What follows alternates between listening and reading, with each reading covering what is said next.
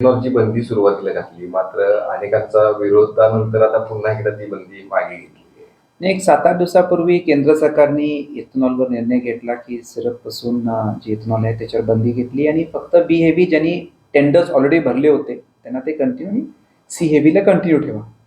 याच्यामध्ये एक आहे की कुठलीही आपण पॉलिसी डिसिजन घेतो त्याच्यामध्ये असे अल्टरनेशन्स केले तर लोक त्या पॉलिसीला भविष्यकाळात प्रतिसाद देणार नाही. आणि बऱ्याच लोकांनी सरकारच्या प्रोत्साहनामुळं एक्सपान्शन करून बसलेत, स्टँड अलोन प्रोजेक्ट्स उभारलेत आणि त्या बंदीमध्ये कुठल्याच गोष्टीची क्लॅरिटी नव्हती की आम्ही एवढा स्टाफ घेतला, त्या स्टाफचा पगाराचं काय, इंटरेस्ट सबवेन्शन स्कीमचं काय, काहीच क्लॅरिटी नव्हती. त्याच्यामुळं नॅशनल शुगर फेडरेशन, इस्मा, साखर संघ आणि प्रामुख्याने जे 4-5 मेन राज्य आहेत त्यांच्याकडे साखर प्रोडक्शन आहे, उत्पादन आहे, त्यांनी त्याच्या प्रचंड विरोध दर्शवला आणि त्याप्रमाणे काल रात्री केंद्र सरकारने त्याच्यावर ही घेतलेली ऑर्डर मागे घेतली आहे.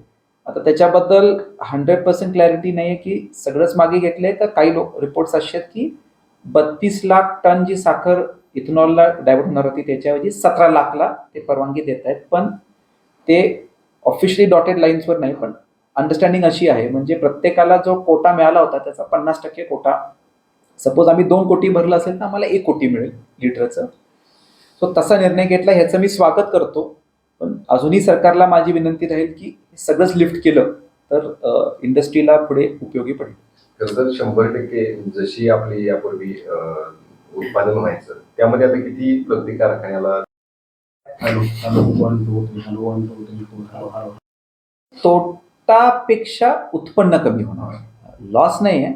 उत्पन्न जे आम्ही धरलं होतं की महिन्याला आम्हाला एवढं उत्पन्न रेग्युलर येते. कसं आहे, साखर 14 ते 16 महिने गोडाऊनमध्ये राहते, त्याच्यावर आपण प्लेज करतो, कर्ज प्लेज पैसे उचलतो, त्याच्यावर महिन्याला 30 रुपये आपण प्रत्येक पोत्याला व्याज भरतो.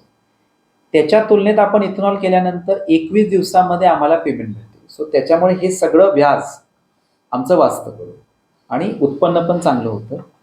आणि त्याच्यामुळं माझं सरकारला एक विनंती राहील, आपण साखरेकडे बघताना साखरेचे दर वाढते आपण बोलतो, पण आपण जर बघितलं तर महिन्यामध्ये इन अ फॅमिली ऑफ 4 5 किलोच्या वर आपण साखर कन्झ्युम करत नाही. आपण साखर आता कमर्शियल प्रोडक्ट्समध्ये जास्त कन्झ्युम करतोय. वर्षाला ती 60 किलो पण झाली आणि 5 रुपये दर वाढला तरीही 300 रुपये दर वाढला. त्या तुलनेत दूध आपण रोज घेतो, पण मागच्या 5 वर्षामध्ये दुधाची किंमत ऑलमोस्ट 20 रुपये वाढली.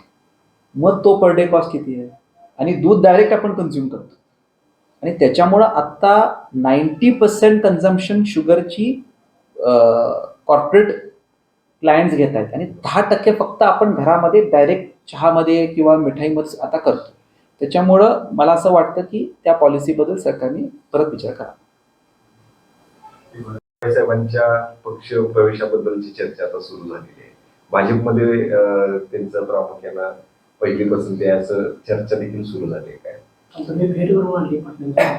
नाही, मी नागपूरला होतो, AY साहेब पण नागपूरला आले होते काही कामं, त्यांच्याकडे त्यांचं चंद्रकांत दादांवर एक काम होतं, पण त्यांचं ते कॉलेज आणि ते डिपार्टमेंट दादांचं आहे, काही परमिशन चालू होतं. मग तिथं दादांकडे भेटल्यानंतर मला त्यांनी विनंती केली की 1-2 कामं त्यांची आहेत, तर आलोय तर फडणवीस साहेबांची भेट करून द्या, म्हणून मी एक भेट करून दिली.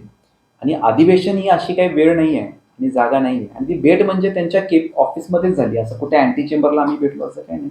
आणि त्यांची साहेबांकडे 1-2 कामं होती, ती साहेबांना सांगून आम्ही ते करून घेतली. तर काय पॉलिटिकल चर्चा करायची ती जागा आणि वेळ पण नव्हती. ज्या पद्धतीनं बिजलीमध्ये त्यांनी हसन मुश्रीफ यांच्यावर टीका केली होती, त्यामुळे भाजपकडे त्यांची वाटचाल आहे असं वाटतं. त्यांनी बिद्रीमध्ये जी रिस्क घेतली, त्यांनी ती रिस्क घेतली नसती तर आमचं पॅनल पण झालं नसतं. ते झालं पण असतं तर माझं मत आहे की 8-10 हजार मतांनी ते पॅनल गेलं असतं. तर त्याच्यामुळं राहिला पॉलिटिकल तो निर्णय आता AY साहेबांना घ्यायचा आहे की त्यांना पुढे पॉलिटिकली काय करायचं, ते जसे प्रतिसाद देतील त्याच्यावर मग आपण चर्चा करू. पण अजून त्यांच्याकडून काही आम्हाला असं, ही कॅज्युअल मिटिंग होती, पण असं मी आता उगीच तुम्हाला बोलणार नाही भेटलो, हो भेटलो, ती भेट झाल्यामुळं हे चर्चा वाढल्या. असं एक समाज माध्यमांमध्ये प्रतिक्रिया म्हणतायत, काय वाटतं 2 महिन्यांचा कालावधी पूर्ण झाला, काय आता कागदचेच प्रश्न दुर्लक्ष होतात तर कोल्हापूर मागे राहणारच ना. बघ, ठीक आहे, ओके, थँक्यू. आमच्या सोबतच राहते. मी कुठं म्हटलं त्यांना भाजपमध्ये घेतले? मी काय म्हटलंच नाहीये ना. मी काय म्हटलंय, त्यांनी आता पॅनल हेड करून लढवलं, त्यांचं काम होतं. आता त्यांनी मला एक काम सांगितलं, माझं फडणवीस साहेबांकडे काम आहे, तर मी घेऊन जायचं नाही का? मी घेऊन गेलो. बरोबर. त्यांनी आता उद्या मुश्रीफ साहेबांना सांगितलं, मुश्रीफ साहेब घेऊन जावं फडणवीस साहेबांकडे, मला काय. पण मी कुठं म्हटलं आम्ही घेतलं? मी आता काय म्हटलं, त्यांना पुढचा मूव्ह काय करायचा तो निर्णय एवाय साहेबांचा. एवाय साहेबांनी तो डिसिजन घेतला तर मग त्याला कसं पुढे घेऊन जायचं त्याच्या निर्णयानंतर बघू ना. कारण त्यांनी परवा मिटिंग घेतली, त्यात ते म्हटले की अजून मी काय निर्णय नाही घेतलाय. ते निर्णय जेव्हा घेतील त्याला पुढे काय करायचं. केरवडे बोलताना तुम्ही हो. साकडं घातलं हे ग्रामोदय योजनेला. नेमकं काय प्रयोजन याच्या पाठीमागे? काय नाही, मला ती लोक म्हटली जागृत देवस्थान आहे, आपण मागा. मी काय, हे बघा, ही काय माझी आमदारकी नाही आहे, ही मतदारसंघाची आमदारकी आहे. आणि जे मी लढतोय हे माझ्या पदासाठी लढत नाही आहे, कागलच्या स्वराज्यासाठी. आणि त्यासाठी मी सगळ्या जनतेला म्हटलं की मी कागलसाठी मागणी केली, माझ्यासाठी काय मागितलं नाही. कारण मी ह्याच्यामध्ये माझ्यासाठी नाही आहे, लोकांसाठी आणि जनतेसाठी. आणि हे परिवर्तन मी त्यांच्या साधन का निमित्त मी असेल, पण ही इलेक्शन जनतेची आहे. आणि त्यासाठी मी कागलसाठी मागणी केली की कागलला स्वराज्य मिळावं. आणि त्यासाठी लोकांनी माझी साथ दिली, तर आपण 100% हे करू. दोन्ही पक्ष आता एकत्र आहेत. हम्म. पुढच्या वेळेस तिकीट हे भाजपलाच असेल असं मग आपला ठाम विश्वास आहे का? मी स्वराज्य घडवणार आहे, एवढंच बोलू. राजे, खरं तर जिल्ह्यात माहिती मिळाली. 10 वर्ष भाजप सरकारला पूर्ण झाली. त्या पार्श्वभूमीवर चित्ररथ क्षेत्र जावं लागेल.